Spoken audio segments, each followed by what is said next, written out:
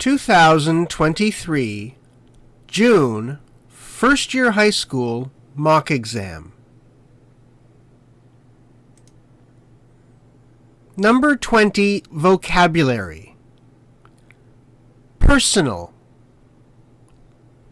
sensible, distraction, to-do list, multiple, organize, matter, professional, inform.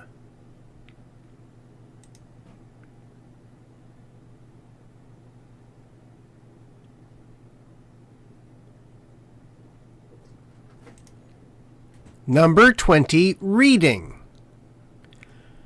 Research shows that people who work have two calendars, one for work and one for their personal lives. Although it may seem sensible, having two separate calendars for work and personal life can lead to distractions. To check if something is missing, you will find yourself checking your to-do lists multiple times. Instead, organize all of your tasks in one place. It doesn't matter if you use digital or paper media. It's okay to keep your professional and personal tasks in one place. This will give you a good idea of how time is divided between work and home. This will allow you to make informed decisions about which tasks are most important. Number 21, Vocabulary. Care, react, post, influence, likelihood, encourage, satisfy, unpaid, ambassador, advertisement, monitor, word of mouth.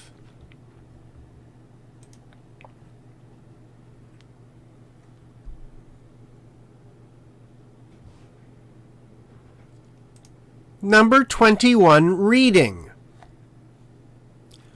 Why do you care how a customer reacts to a purchase? Good question. By understanding post-purchase behavior, you can understand the influence and the likelihood of whether a buyer will repurchase the product and whether she will keep it or return it. You'll also determine whether the buyer will encourage others to purchase the product from you. Satisfied customers can become unpaid ambassadors for your business, so customer satisfaction should be on the top of your to-do list. People tend to believe the opinions of people they know. People trust friends over advertisements any day. They know that advertisements are paid to tell the good side and that they're used to persuade them to purchase products and services. By continually monitoring your customers' satisfaction after the sale, you have the ability to avoid negative word-of-mouth advertising. Number 22, Vocabulary. Computerized, repetitive, pursue, leisure, offload, used to, Value added. Complete. Reservation. Airline. Employee. Bag. Scan.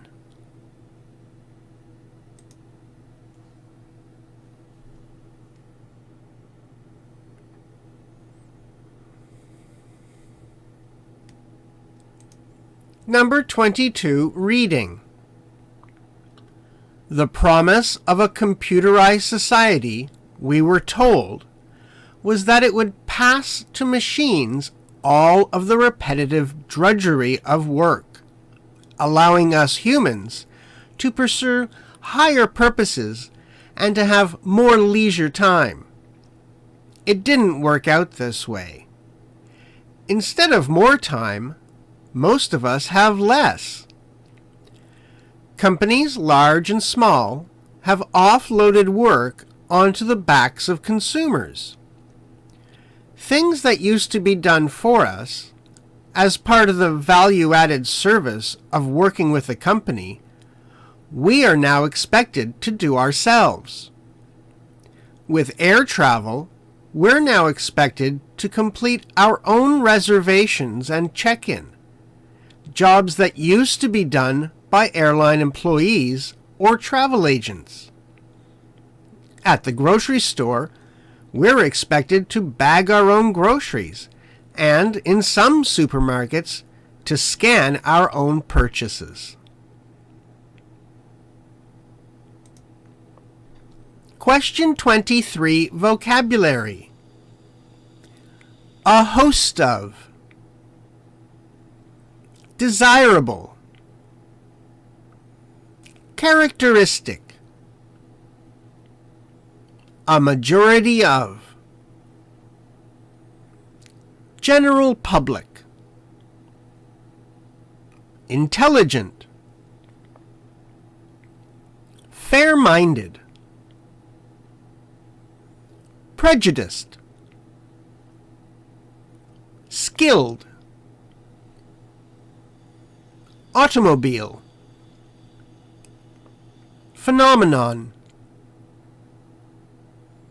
Reliable. Fictional. Community. High school senior. In terms of. Get along with.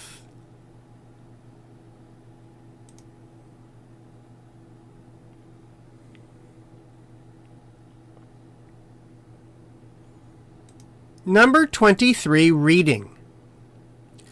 We tend to believe that we possess a host of socially desirable characteristics, and that we are free of most of those that are socially undesirable. For example, a large majority of the general public thinks that they are more intelligent, more fair-minded, less prejudiced, and more skilled behind the wheel of an automobile than the average person. This phenomenon is so reliable and ubiquitous that it has come to be known as the Lake Wobegon effect, after Garrison Keillor's fictional community where the women are strong, the men are good-looking, and all the children are above average. A survey of 1 million high school seniors found that 70% thought they were above average in leadership ability, and only 2% thought they were below average. In terms of ability to get along with others, all students thought they were above average. 60% thought they were in the top 10%, and 25% thought they were in the top 1%. Number 24, vocabulary. Poverty. Note. Socioeconomic. Status.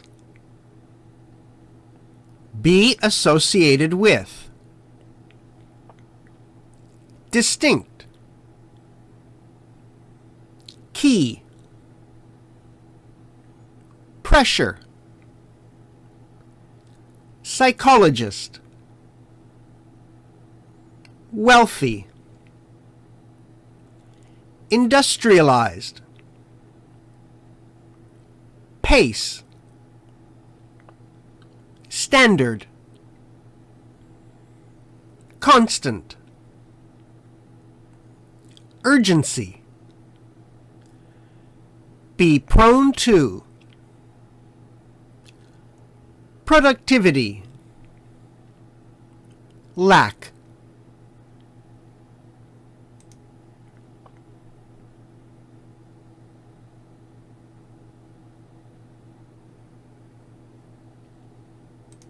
Number 24, reading. Few people will be surprised to hear that poverty tends to create stress. A 2006 study published in the American journal Psychosomatic Medicine, for example, noted that a lower socioeconomic status was associated with higher levels of stress hormones in the body. However, richer economies have their own distinct stresses. The key issue is time pressure.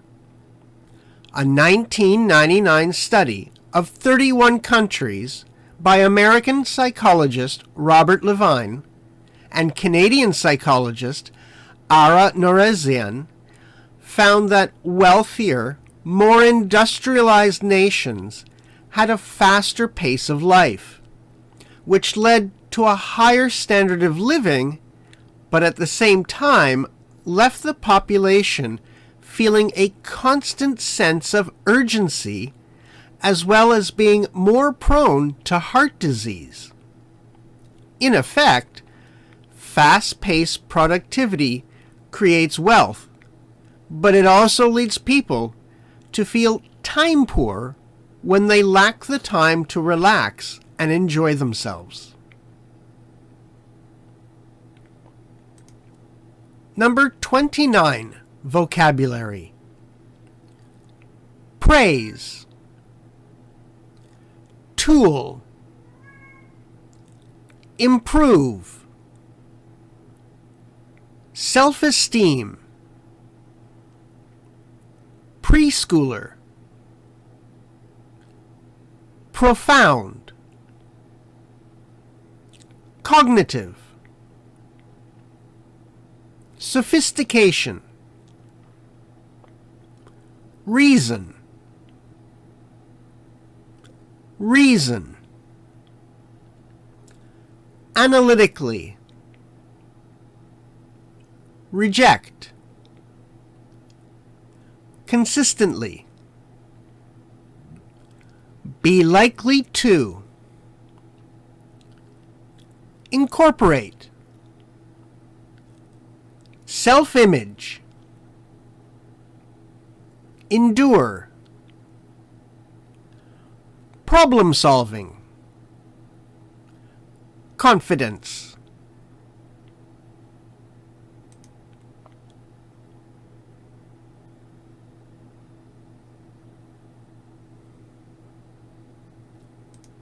Number 29, reading.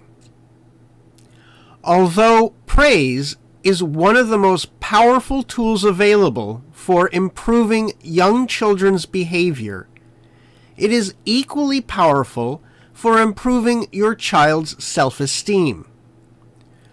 Preschoolers believe what their parents tell them in a very profound way. They do not yet have the cognitive sophistication to reason analytically and reject false information. If a preschool boy consistently hears from his mother that he is smart and a good helper, he is likely to incorporate that information into his self-image. Thinking of himself as a boy who is smart and knows how to do things is likely to make him endure longer in problem-solving efforts and increase his confidence in trying new and difficult tasks. Similarly, thinking of himself as the kind of boy who is a good helper will make him more likely to volunteer to help with tasks at home and at preschool.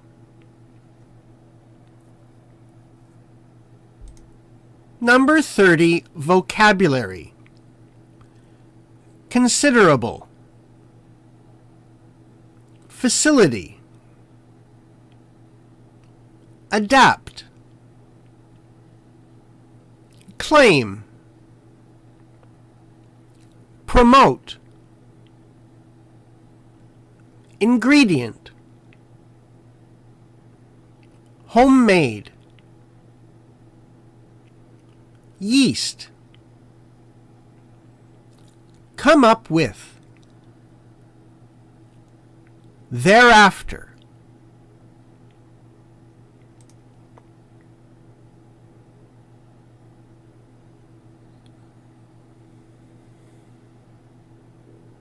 Number 30, reading.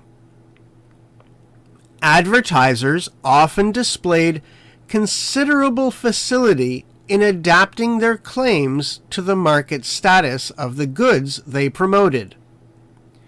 Fleischmann's yeast, for instance, was used as an ingredient for cooking homemade bread.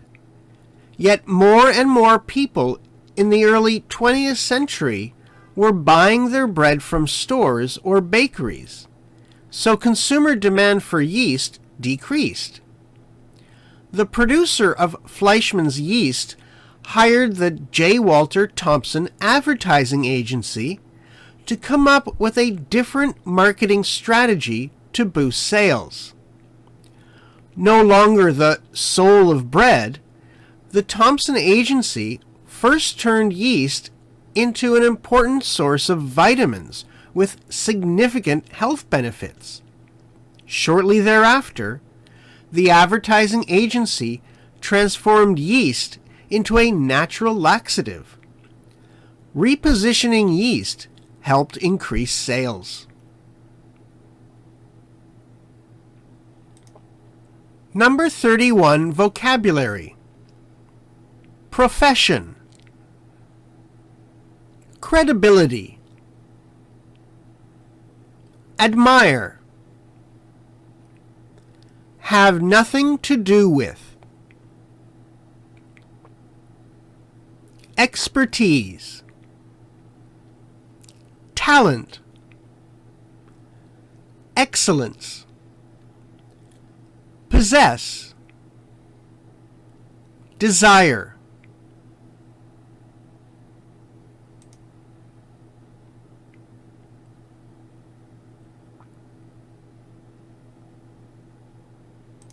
Number 31, reading.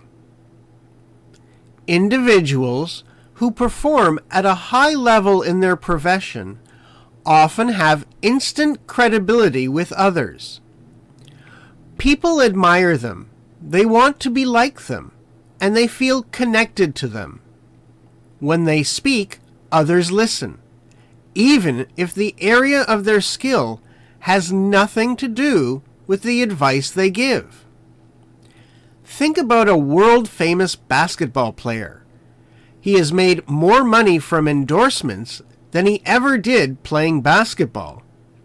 Is it because of his knowledge of the products he endorses? No.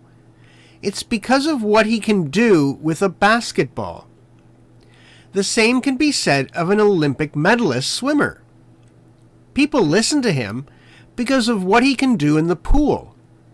And when an actor tells us we should drive a certain car, we don't listen because of his expertise on engines. We listen because we admire his talent. Excellence connects. If you possess a high level of ability in an area, others may desire to connect with you because of it.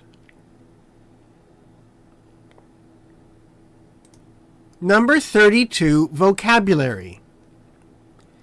Emerge. Interaction.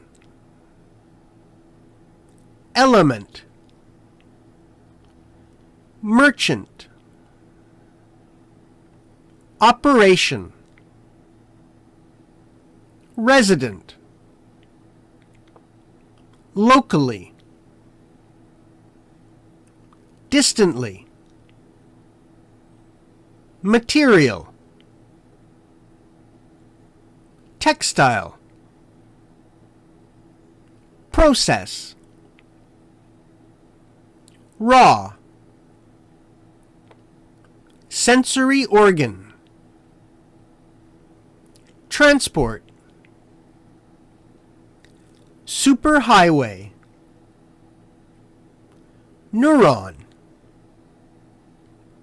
Undergo. Conscious.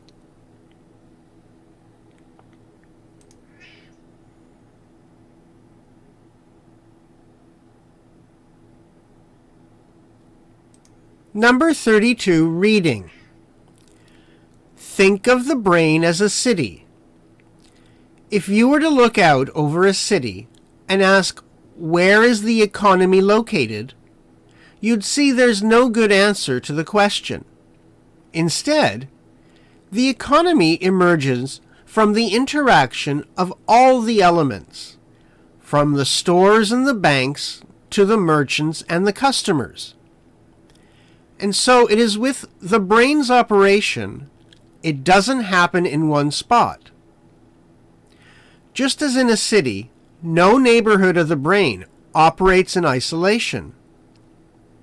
In brains and in cities, everything emerges from the interaction between residents at all scales, locally and distantly.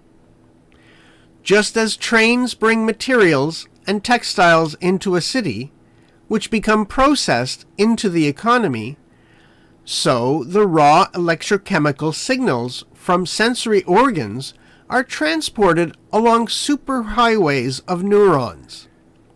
There, the signals undergo processing and transformation into our conscious reality. Number 33, vocabulary. Affect. Emotional. Echo. Accordingly. Transmit. Via. Arise from. Lift up. Bite down. Lengthwise. Frown. Primacy.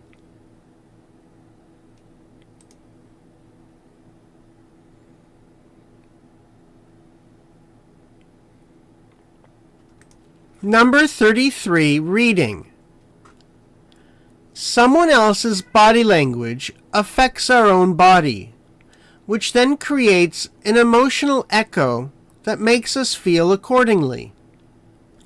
As Louis Armstrong sang, "When you're smiling, the whole world smiles with you."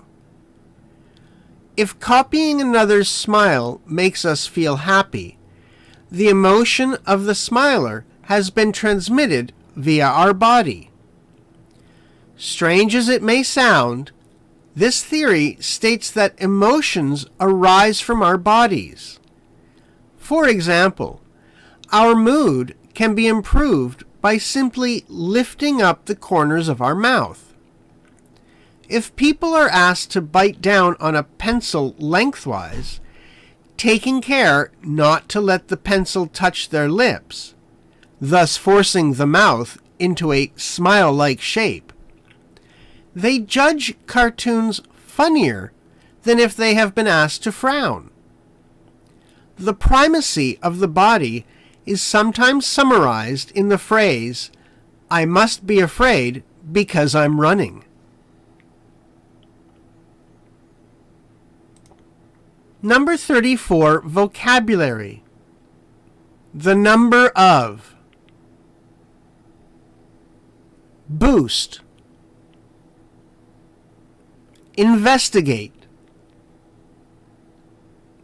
Effectiveness. Tactic. Discount. Control. Scarce.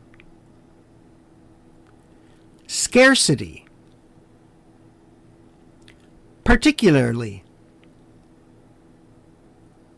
Take place. Genuine. Laboratory.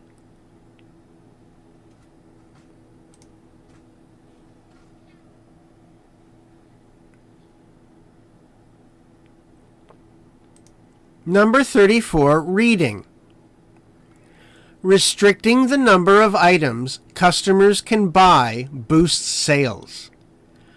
Brian Wansink, professor of marketing at Cornell University, investigated the effectiveness of this tactic in 1998.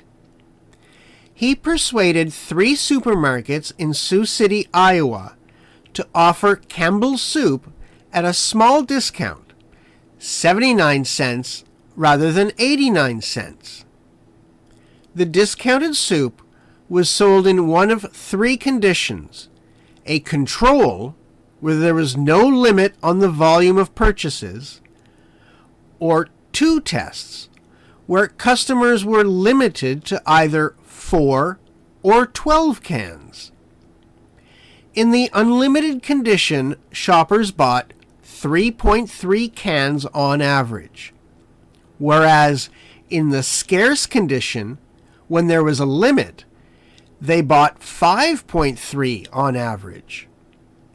This suggests scarcity encourages sales. The findings are particularly strong because the test took place in a supermarket with genuine shoppers. It didn't rely on claim data, nor was it held in a laboratory where consumers might behave differently.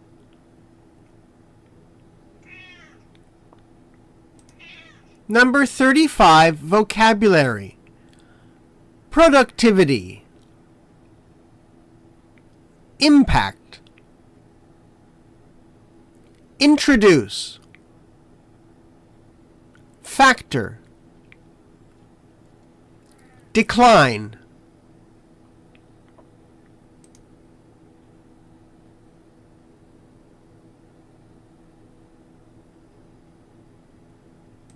Number 35, reading. Although technology has the potential to increase productivity, it can also have a negative impact on productivity. For example, in many office environments, workers sit at desks with computers and have access to the internet. They are able to check their personal emails and use social media whenever they want to. This can stop them from doing their work and make them less productive. Introducing new technology can also have a negative impact on production when it causes a change to the production process or requires workers to learn a new system. Learning to use new technology can be time-consuming and stressful for workers, and this can cause a decline in productivity. Number 36, vocabulary. Livestock. Gradually. Settlement. Priest. Carry out. Religious. Ceremony. Keep track of. Aeroplane.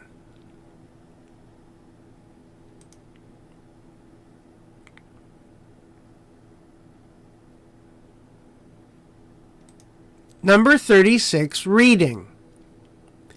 Up until about 6,000 years ago, most people were farmers. Many lived in different places throughout the year, hunting for food or moving their livestock to areas with enough food. There was no need to tell the time because life depended on natural cycles, such as the changing seasons or sunrise and sunset. Gradually, more people started to live in larger settlements, and some needed to tell the time. For example, priests wanted to know when to carry out religious ceremonies. This was when people first invented clocks, devices that show, measure, and keep track of passing time.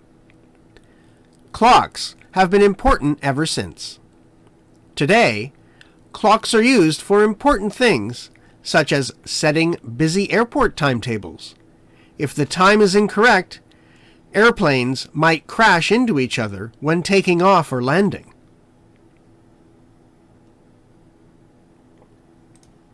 Number 37, vocabulary. Productivity. Output. Manufacturing industry.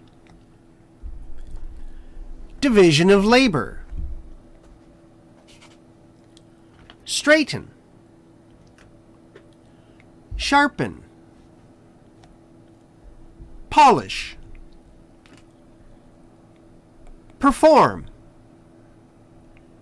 Specialize in.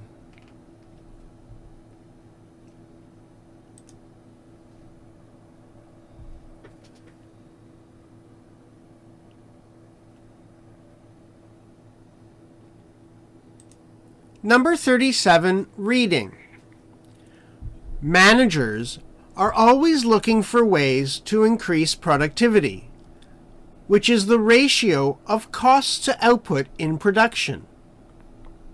Adam Smith, writing when the manufacturing industry was new, described a way that production could be made more efficient, known as the division of labor. Making most manufactured goods involves several different processes using different skills. Smith's example was the manufacture of pins. The wire is straightened, sharpened, a head is put on, and then it is polished. One worker could do all these tasks and make 20 pins in a day. But this work can be divided into its separate processes, with a number of workers each performing one task. Because each worker specializes in one job, he or she can work much faster without changing from one task to another. Now, 10 workers can produce thousands of pins in a day, a huge increase in productivity from the 200 they would have produced before.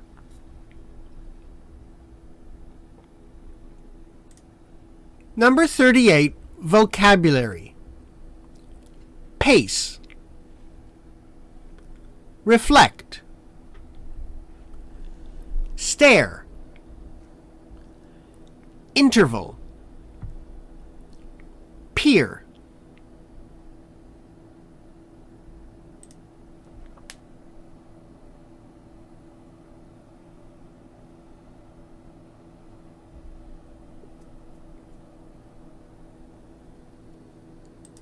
Number 38, reading. Sometimes the pace of change is far slower. The face you saw reflected in your mirror this morning probably appeared no different from the face you saw the day before, or a week, or a month ago. Yet we know that the face that stares back at us from the glass is not the same, cannot be the same, as it was 10 minutes ago. The proof is in your photo album. Look at a photograph taken of yourself 5 or 10 years ago, and you see clear differences between the face in the snapshot and the face in your mirror. If you lived in a world without mirrors for a year and then saw your reflection, you might be surprised by the change. After an interval of 10 years without seeing yourself, you might not at first recognize the person peering from the mirror. Even something as basic as our own face changes from moment to moment.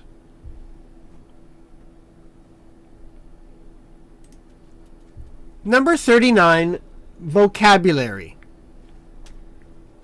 Psychologist. Curiosity. Disinterested. Channel. Trace. Infant. Neural. Connection.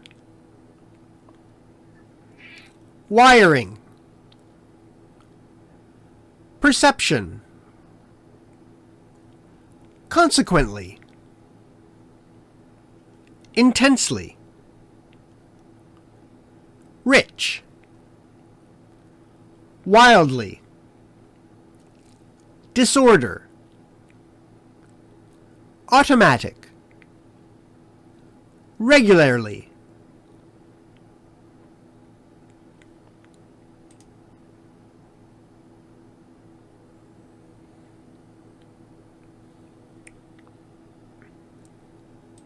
Number 39, reading. According to educational psychologist Susan Engel, curiosity begins to decrease as young as 4 years old.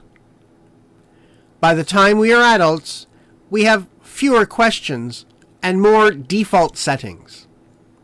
As Henry James put it, disinterested curiosity is past, the mental grooves and channels set.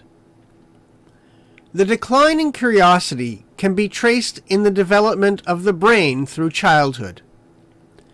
Though smaller than the adult brain, the infant brain contains millions more neural connections. The wiring, however, is a mess. The lines of communication between infant neurons are far less efficient than between those in the adult brain. The baby's perception of the world is consequently both intensely rich and wildly disordered. As children absorb more evidence from the world around them, certain possibilities become much more likely and more useful and harden into knowledge or beliefs. The neural pathways that enable those beliefs become faster and more automatic, while the ones that the child doesn't use regularly are pruned away.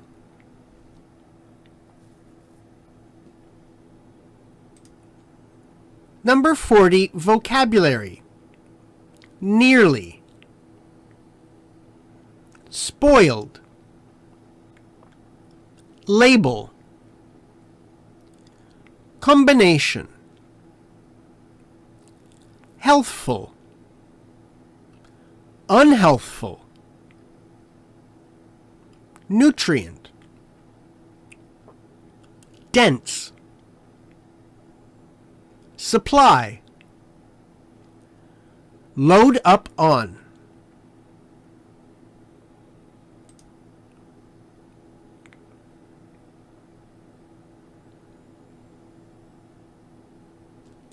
Number 40, reading. Nearly 8 of 10 U.S. adults believe there are good foods and bad foods. Unless we're talking about spoiled stew, poison mushrooms, or something similar, however, no foods can be labeled as either good or bad.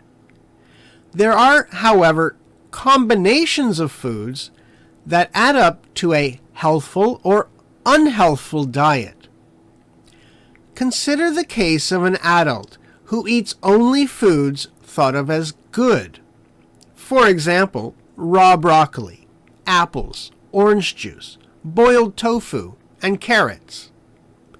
Although all these foods are nutrient-dense, they do not add up to a healthy diet because they don't supply a wide enough variety of the nutrients we need. Or take the case of the teenager who occasionally eats fried chicken, but otherwise stays away from fried foods.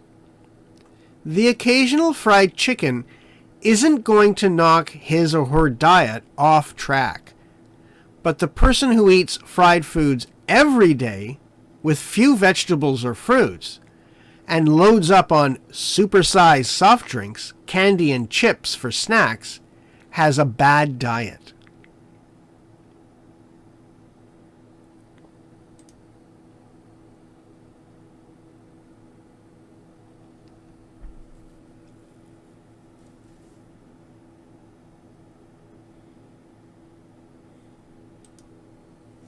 The end.